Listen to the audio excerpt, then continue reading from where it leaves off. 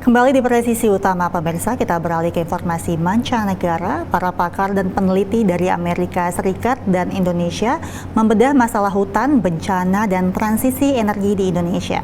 Dalam konferensi yang digelar baru-baru ini di University of Maryland, mereka menegaskan pentingnya peran Indonesia dalam pengurangan emisi dan adaptasi iklim di kancah global. Berikut laporan Rio Twasikal dari VOA. Dengan hutan hujan tropis terbesar ketiga di dunia, Indonesia punya peran penting dalam menghalau perubahan iklim. Tapi, Indonesia punya sejumlah pekerjaan rumah untuk mengurangi emisi. Begitulah rangkuman konferensi peran Indonesia dalam perubahan iklim di University of Maryland pada bulan Agustus, yang dihadiri 12 pakar lingkungan dan energi dari Amerika Serikat dan Indonesia. Because Indonesia is such an important country when it comes to emissions prevention, and also adapting to climate change. And there's a lot more that can be done on the U.S. end to understand Indonesia. U.S. understanding of Indonesia is fairly low, especially considering the importance of the country from size, population alone.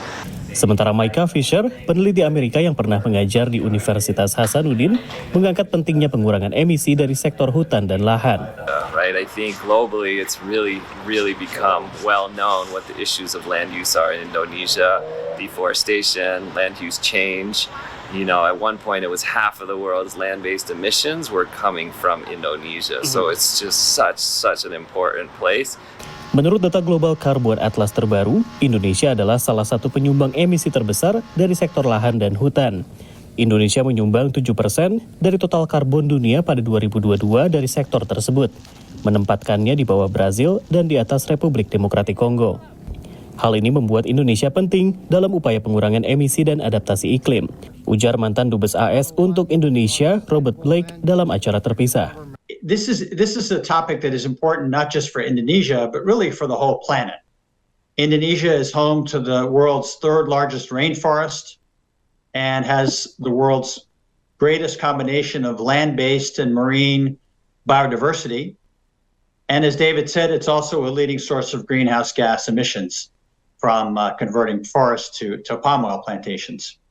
Konferensi yang digelar University of Maryland dihadiri pula oleh sejumlah pakar dan akademisi dari Indonesia, baik di bidang hutan, ekonomi maupun energi.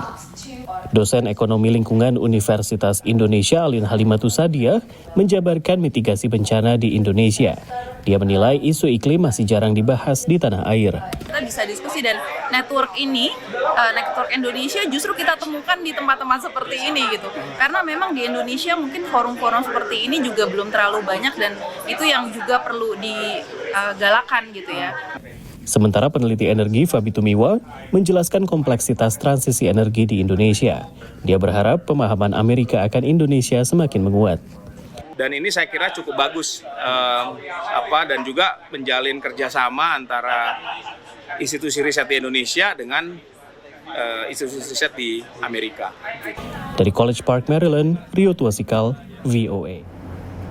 Tetaplah bersama kami, presisi utama akan segera kembali.